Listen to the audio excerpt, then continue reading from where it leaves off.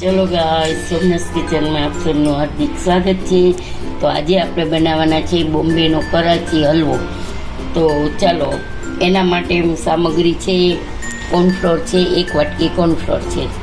તો એ આપણે અહીંયા ઉમેરી દઈશું.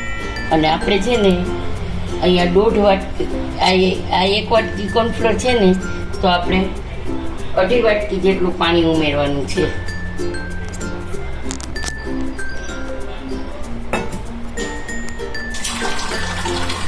ચલો ગાઈસ, 1 વાટકી કોર્નફ્લોર છે અને આ આપણે 2.5 વાટકી છે પાણી ઉમેરવાનું છે.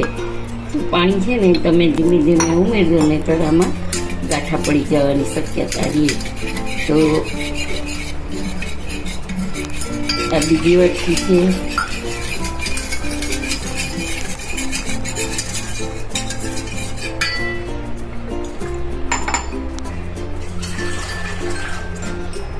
અને અડધી વાટકી બીજી, એટલે 2.5 વાટકી પાણી થઈ ગયું છે. તો આપણે આને ચલાવીને એક બાજુ રાખી દઈએ મિશ્રણને. અહીંયા એ જ માપથી મેં 1 વાટકી ખાંડ લીધી છે. ખાંડ આપણે લેવાની છે 1.5 વાટકી.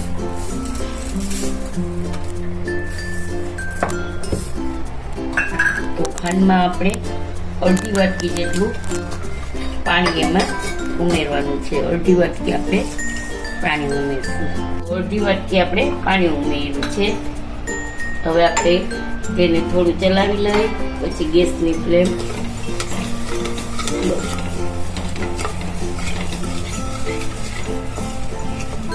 હવે આપણે ગેસની ફ્લેમ ઓન કરશું.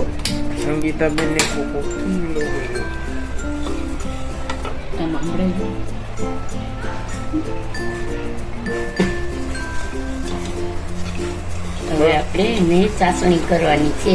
આમાં આપણે 1 કે 2 તારની ચાસણી કરવાની જરૂર નથી.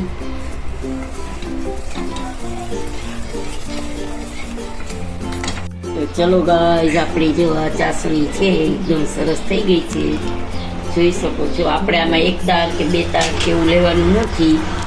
અને અહીંયા આપણે થોડોક 2 ટીપા લીંબુનો રસ નાખી દઈશું, એટલે ચાસણી આપણે એકદમ જામી નહીં.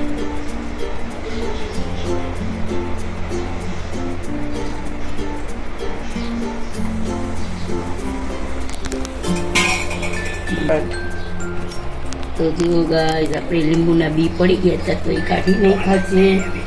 અને હવે આપણે ધીમે ધીમે આ મિક્સર છે ને એને પાછું ચલાવી લેવાનું.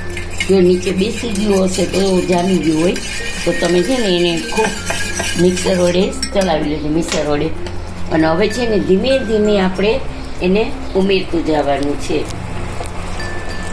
એકી સાથે નથી નાખવાનું. એકી સાથે નાખશું તો ગાંઠી વળી જશે.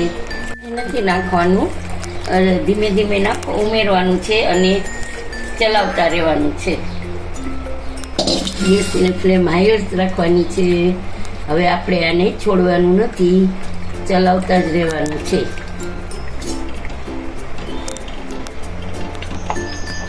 જો ગાઈસ, આપણે મીડિયમ ઉપર રાખ્યો તો ગેસ, અને ચલાવતા જ રહેવાનું છે. હવે આપણામાં ઘી ઉમેરતા જવાનું છે. ઘી ઉમેરશું એટલે આપણો જે આ કરાચી હલવો છે એ પારદર્શક થશે. અને જેમ ચલાવશું ઘી નાખીને, એમ એકદમ સ્મૂથ અને એકદમ શાઇનિંગ વાળો થશે. તો આપણો શાઇનિંગ બનાવવો હોય હલવો, તો ખૂબ જ ધીમે, ગેસની ફ્લેમ એકદમ સ્લો છે. તો હવે આપણે ચલાવતા જ રહેવાનું છે, છોડવાનું નથી. તો જો ગાઈસ, આપણે 1 ચમચી ઘી નાખી દીધું હતું, અને હવે પાછું આપણે 1 ચમચી ઘી ઉમેરી દઈશું.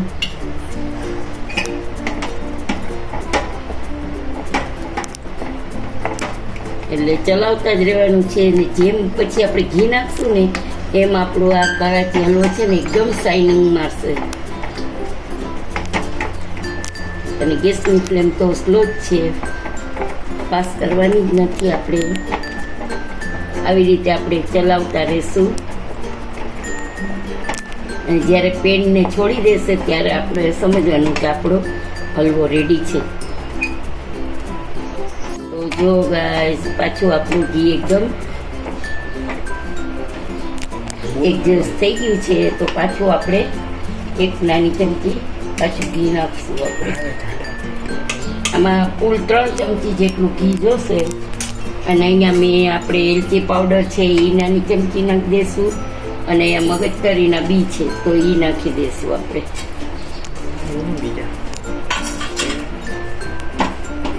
તો હવે આપણે ચલાવતા રહીશું.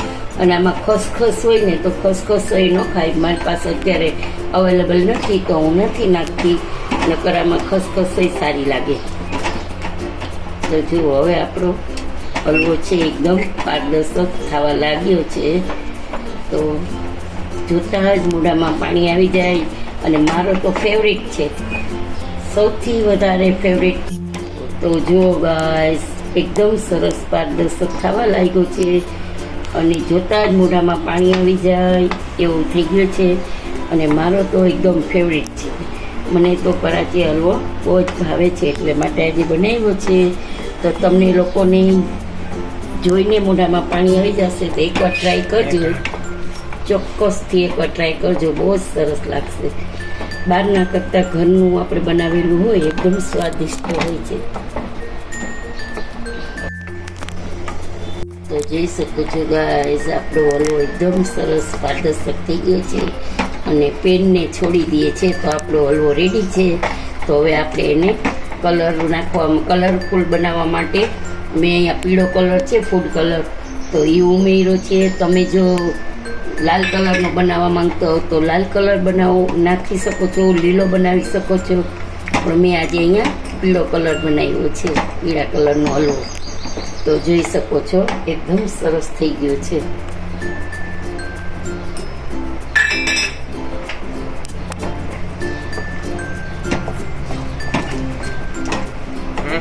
હવે આપણે અહીંયા છે ને મેં ડીશ તૈયાર કરી છે, એમાં ઘી નાખી અને આપણે ઘી એકદમ બધી કોર લગાવી દઈશું સારી રીતે. પછી આપણે આમાં નાખી દઈશું. ગાઈસ, આપણો હલવો છે એકદમ રેડી છે. તો ગેસની ફ્લેમ ઓફ કરી દઈ છીએ. અને આપણે અહીંયા જે મેં આ ડીશ છે એમાં ઘી લગાવી લીધું છે, તો આપણે એમાં ઢાળી પાથરી દઈશું.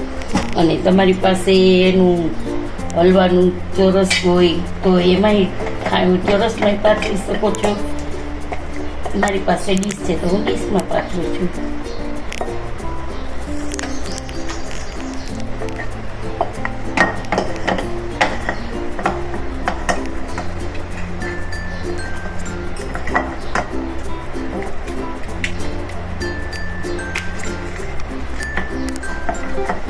એકદમ સરસ બધું લઈ લૂસી લઈશું આપણે.